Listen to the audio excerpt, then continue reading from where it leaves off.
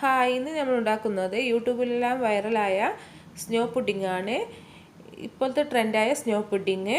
ഇത് 2 ഇൻഗ്രീഡിയൻസ് മതി ഇത് ഉണ്ടാക്കാൻ വേണ്ടി. 2 മുട്ട വെച്ചിട്ടാണ് ഞാൻ ഇവിടെ ഉണ്ടാക്കുന്നത്. അതിനുവേണ്ടി ആദ്യം തന്നെ പഞ്ചസാര കാരമലൈസ് ചെയ്തെടുക്കാം. അതിനുവേണ്ടി ഞാൻ ഇവിടെ ഒരു സോസ് പാൻ അടുപ്പിൽ വെച്ച് അതിലേക്ക് 2 ടേബിൾ സ്പൂൺ പഞ്ചസാര ചേർത്ത് കൊടുത്തിട്ടുണ്ട്. ഇനി ഇതിലേക്ക് 1 ടീസ്പൂൺ വെള്ളം ചേർത്ത് കൊടുക്കുക. വെള്ളം ചേർത്തതിന് ശേഷം ചെറിയ തീയിൽ വെച്ച് ഒന്ന് മെൽട്ടാക്കി എടുക്കാം.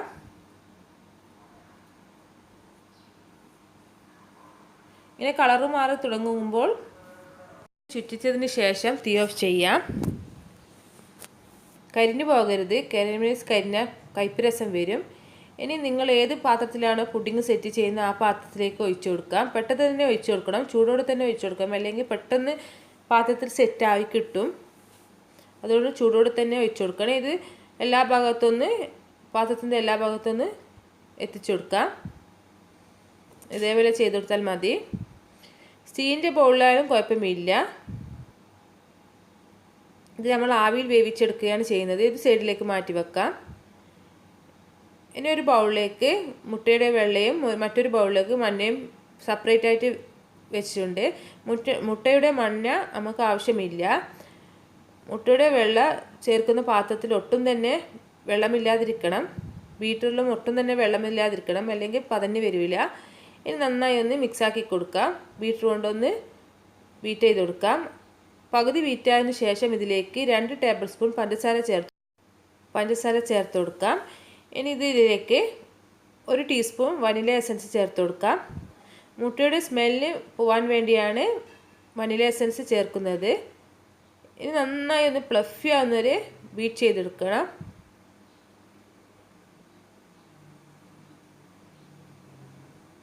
ഇത് ഡബിൾ സൈസ് ആകും, അതുവരെ ബീറ്റ് ചെയ്തെടുക്കാം.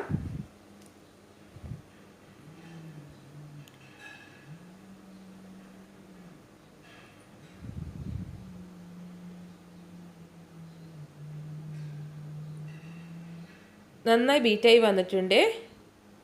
ഇതേപോലെ ബീറ്റായി കിട്ടണം. ഇനി നേരത്തെ മാറ്റി വെച്ചിരിക്കുന്ന ബൗളിലേക്ക് ഇത് കുറേശ്ശെ ഇട്ട് കൊടുക്കാം. എൻ്റെ പാത്രം ചെറുതാണ്. 2 മുട്ടക്ക് കുറച്ച് വലിപ്പമുള്ള പാത്രം എടുക്കണം. എൻ്റെ സ്റ്റീമറിൽ ഈ പാത്രമേ പോവുള്ളൂ, അതുകൊണ്ടാണ് ഇത്രയും വലിപ്പമുള്ള പാത്രം എടുത്തത്. ഇനി ഇത് ലെവൽ ചെയ്ത് കൊടുക്കാം. മൊത്തമായി ചേർത്തതിന് ശേഷം ലെവൽ ചെയ്ത് കൊടുക്കാം. നിങ്ങൾക്ക് വേണമെങ്കിൽ ചെറിയ ബൗളിലാക്കിയിട്ട് ഉപയോഗിക്കുന്നുണ്ടെങ്കിൽ കാരമലൈസ് ചെയ്ത് ഷുഗർ കുറച്ച് ചേർത്തതിന് ശേഷം ബൗളിലാക്കി ഇതേപോലെ കുറച്ച് ഇട്ട് കൊടുത്താൽ മതി. ഇനി ഒന്ന് ലെവൽ ചെയ്ത് കൊടുക്കാം. ലെവൽ ചെയ്തതിന് ശേഷം ഇതിലേക്ക് ഞാൻ ഫോയിലാണ് കവർ ചെയ്യുന്നത്. ഫോയിൽ കൊണ്ട് കവർ ചെയ്ത് കൊടുക്കാം, അല്ലെങ്കിൽ ഒരു സ്റ്റീലിൻ്റെ മൂടി വെച്ച് കവർ ചെയ്തെടുക്കാം. ഫോയിലാണ് കവർ ചെയ്തതെങ്കിൽ ഇതേപോലെ ഒന്ന് ഹോൾസ് ഇട്ട് കൊടുക്കണം. ഒരു 3-4 ഹോൾസ് ഇട്ട് കൊടുത്താൽ മതി.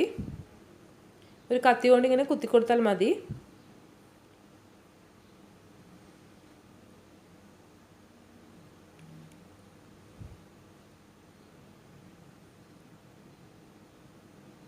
അതിനുശേഷം ഇത് സ്റ്റീമറിൽ വെച്ച് വേവിച്ചെടുക്കാം.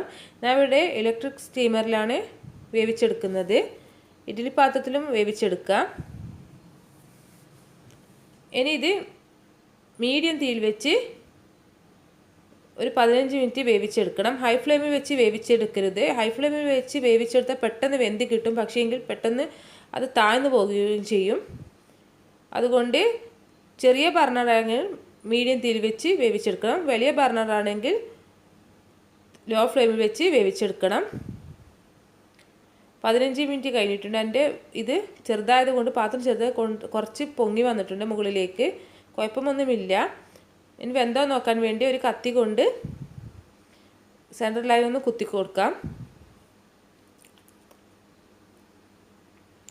നന്നായി വെന്ത് വന്നിട്ടുണ്ട്, കത്തി ക്ലിയറായി വന്നിട്ടുണ്ട്. ഇനി ഇത് സ്റ്റീമറിൽ നിന്ന് മാറ്റാം. കണ്ടില്ലേ, നന്നായി വെന്ത് വന്നിട്ടുണ്ട്. കുറച്ച് പുറത്ത് തള്ളിയെന്നേ ഉള്ളൂ. ഇനി സ്റ്റീമറിൽ മാറ്റിയതിന് ശേഷം ഇതൊരു പ്ലേറ്റിലേക്ക് കമിഴ്ത്തി കൊടുക്കാം.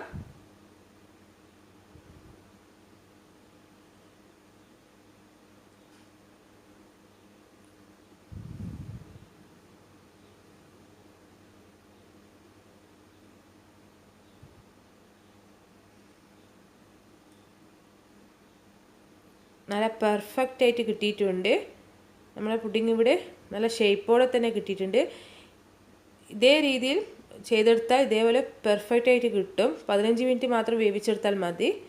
ഇത് തണുപ്പിച്ചോ അല്ലാതെയോ കഴിക്കാം. ഞാൻ ഇവിടെ കാരമലൈസ ഷുഗർ ഒന്ന് ഡെക്കറേറ്റ് ചെയ്തിട്ടുണ്ട് മുകളിലായിട്ട്. ഞാൻ ഇവിടെ ചൂടോടെ തന്നെയാണ് കട്ട് ചെയ്യുന്നത്, പക്ഷേ തണുപ്പിച്ചാണ് കഴിക്കുന്നത്. നിങ്ങൾക്ക് കാണാൻ വേണ്ടി ചൂടോടെ തന്നെയാണ് കട്ട് ചെയ്യുന്നത്. ചൂടോട് കട്ട് ചെയ്യാനും പറ്റും. ഇത് തണുപ്പിക്കേണ്ട ആവശ്യമില്ല.